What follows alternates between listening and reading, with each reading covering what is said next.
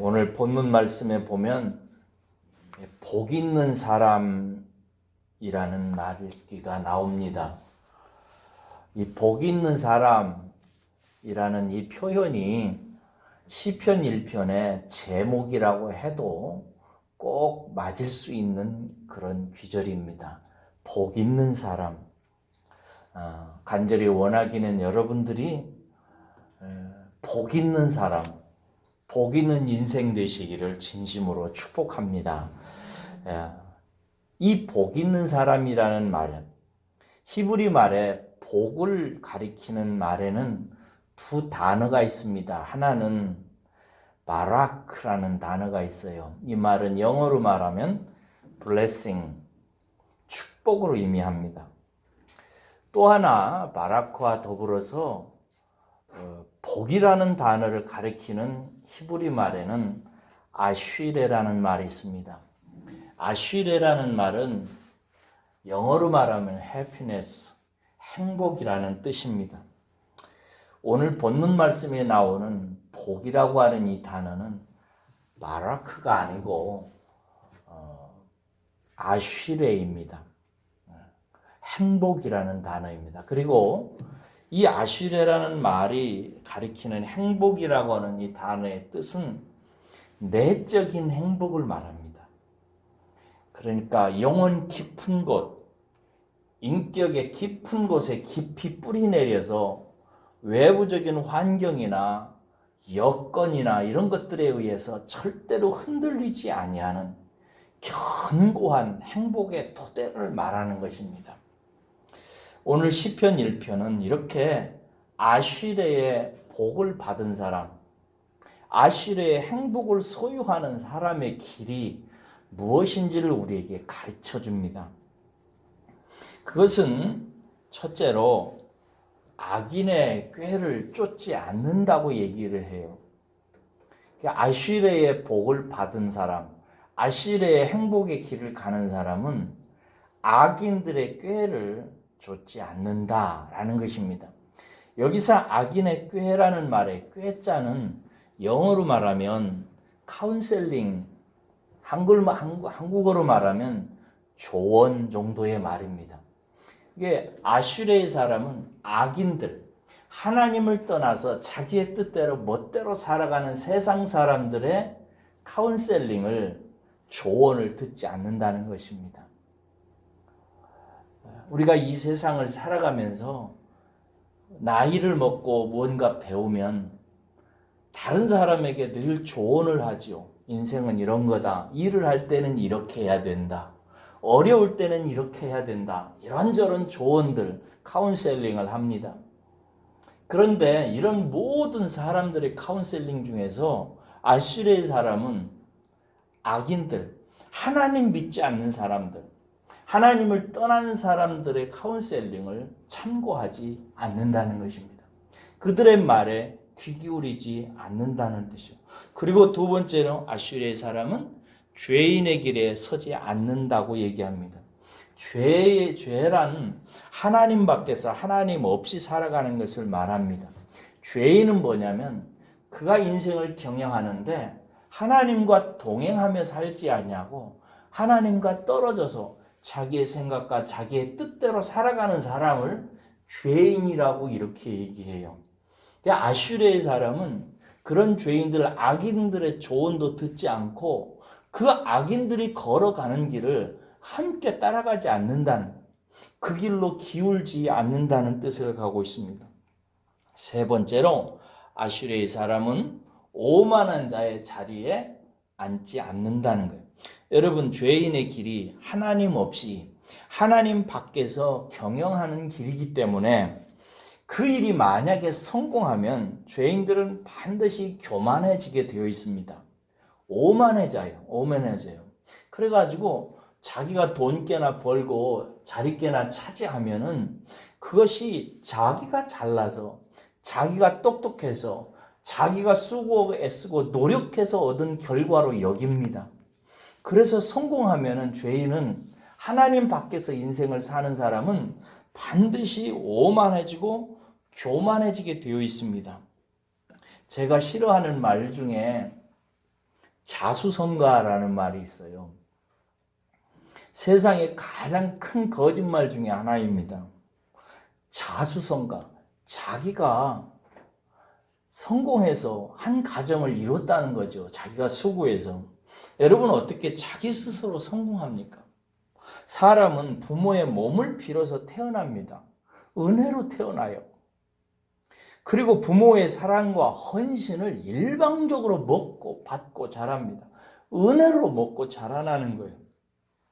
그리고 타인의 수고를 먹고 마시며 타인이 만들어 놓은 쌀과 타인이 갖고 오는 과일과 타인이 수고해서 만들어 놓은 사회 시스템과 다른 사람들과 함께 약속되어진 사회의 질서와 장치 속에서 살아갑니다. 어떻게 사람이 혼자 나는 인생을 이루었다고 말할 수 있습니까? 그럴 수 없습니다. 자수성가는 세상에 존재하지 않습니다. 다만 교만한 사람들의 주장일 뿐입니다. 아슈르의 사람은 이렇게 악인들의 말을 듣고 그 악인들이 걸어갔던 죄의 길에서 그리고 그렇게 걸어가서 돈 꽤나 벌고 성공해서 자기가 자수성가했다고 내가 성공했다고 말하는 사람, 그래서 결국은 하나님 앞에서 은혜의 세계를 알지 못해서 나중에 하나님 앞에서 심판받고 망하는 자리로 결코 아슈르의 사람은 그런 인생의 길로 가지 않는다는 것입니다. 정리하면 그렇습니다. 아슈르의 사람은 악인의 조언을 듣지 않고 죄인들의 길로 들어가지 않고 그 죄인의 길의 끝에서 성공해가지고 오만한 자리에, 교만한 자리에 앉지 않는다는 것입니다. 그 길이 어떻게 가능하겠습니까? 반대로 뒤집으면 됩니다. 아슈르의 사람은 악인의 조언을 듣지 않고 하나님의 조언을 듣습니다. 그리고 아슈르의 사람은 죄인의 길로 가지 않고 의인의 길로 갑니다. 그리고 아슈르의 사람은 오만한 자의 자리에 앉지 아니하고 겸손한 자의 자리, 남께 영광을 돌리고 다른 사람을 높이고 하나님께 영광을 올리는 자리에 앉게 되고 그 인생을 하나님께서 받아주시는 것이죠. 그 길에 대해서 오늘 본문 말씀은 뭐라고 얘기하고 있습니까? 오직이라고 시작되는 2절입니다. 2절 한번 읽겠습니다. 시작. 오직 여호와의 율법을 즐거워하여 그의 율법을 주야로 묵상하는 자로다라고 말씀하고 있습니다. 이 구절에서 특별히 중요한 것이 오직이라는 말입니다. 오직, 다른 게 없다는 것입니다. 즉 아슈르의 사람은 말씀 중심으로 사는 사람을 뜻합니다. 여기서 율법이란 구약에 나타나는 하나님의 말씀이잖아요. 신약적으로 말하면 그냥 말씀이라고 일반적으로 얘기할 수 있습니다. 아슈르의 사람, 복 있는 사람은 어떤 사람인가? 오직 다른 길이 없어요. 말씀으로 인생을 살아가는 법을 배워가는 사람입니다. 그리고 그 말씀으로 열매 맺는 사람입니다. 말씀을 읽으면 죄인의 꾀가 아니라 하나님의 지혜를 알게 되죠. 그렇죠? 말씀을 읽고 이해하면 죄인들의 길로 가지 않고 의인의 길로 갑니다. 그리고 말씀을 읽고 묵상하면 잘 되게 되어 있고 형통하게 되어 있고 그리고 나서 모든 결과가 하나님으로부터 말미암았다고 생각하고 겸손해져서 하나님께 영광을 올려드리는 사람이 됩니다. 이것이 의인의 길이에요. 악인은 절대로 이 의인의 길로 들어설 수도 없고 하나님께서 악인의 길은 이 의인의 길에 포함시키지 않는다고 뒤에서 이야기하는 것을 우리가 발견할 수 있습니다. 그러므로 여러분 시편 1편은 제가 왜 그렇게 좋아하냐면 하나님 앞에서 하나님이 만들려고 하는 의인의 길이 어떻게 가능한지를 보여줘요. 하나님의 모든 성경 말씀은 결국 죄인을 의인으로 빚어내는 거잖아요. 그렇죠? 하나님 앞에 의인으로 서게 해서 의인이 받아야 되는 천국의 복을 받고 의인에게 하나님께서 하사하시는 천국의 왕권을 차지하는 사람이 되는 거란 말이에요. 그 의인의 길이 어떻게 가능한가? 그것은 세상 사람들의 말 듣지 않고 하나님 말씀 듣는 것이고, 세상 사람들이 가는 길 가지 아니하고 하나님이 인도하는 의의 길로 가고, 사람들이 앉게 되는 오만한 자기만 아는 자리에 앉지 아니하고 겸손하게 하나님 앞에 영광을 올려드리는 자리에 앉게 되는 인생의 길이라는 것입니다. 그래서 여러분, 시편 1편은 우리에게 한 가지 진리를 가르쳐줘요. 그게 뭐냐면 말씀 앞에 순종하고 말씀 앞에 가까이 하라는 것입니다. 말씀 중심의 인생을 우리에게 가르쳐줘요. 오직 말씀이 우리를 의인의 길로, 상받는 길로, 인정받는 길로 우리를 인도한다는 것입니다. 디모데후서 3장 15절에서 17절에서 사도 바울은 디모데에게 이렇게 구약을 통해서 나타난 말씀에 대해서 그 의미를 이렇게 얘기합니다. 또 어려서부터 성경을 알았나니, 여기서 성경은 이제 신약 성경이 아니라 구약 성경을 말합니다. 또 어려서부터 성경을 알았느니 성경은 능히 너로 하여금 그리스도 예수 안에 있는 믿음으로 말미암아 구원에 이르는 지혜가 있게 하느니라. 그러면서 이렇게 얘기해요. 모든 성경은 하나님의 감동으로 된 것으로 교훈과 책망과 바르게 함과 의로 교육하기 유익하니 이는 하나님의 사람으로 온전하게 하며 모든 선한 일을 행할 능력을 갖추게 하려 함이라. 이렇게 돼 있어요. 간단히 말해서 하나님의 성령의 감동으로 된 말씀만이 사람 만든다 라고 하는 말로 축약할 수 있습니다. 저는 이따금씩 제가 목회를 이렇게 예배당에 있다 보면 이곳으로는 아직 한 번도 그런 분이 안 왔어요. 근데 다른 쪽에 있을 때는 그 거린들이나 불황화되시는 분들이 많이 와요. 그래가지고 올 때는 목적이 뭘까요? 다 하나밖에 없어요. 돈 달라고. 근데 돈 달라고 하는 방식들은 다양합니다. 목사님 막 아픕니다 이런 사람이 있고, 여기저기 아픈 얘기를 하기도, 어떤 사람은 멀리서 떠나왔는데 갈도자 돈이 없다고 달라고 하기도 하고, 어떤 사람은 아침부터 지금 계속 굶었는데 먹을 것을 사 먹을 수 있도록 조금만 달라고 하는 경우도 있어요. 모두 다 뭘 달라고 하냐면 딱 하나예요. 돈이에요. 그러면 제 메시지의 요점은 뭔지 아세요?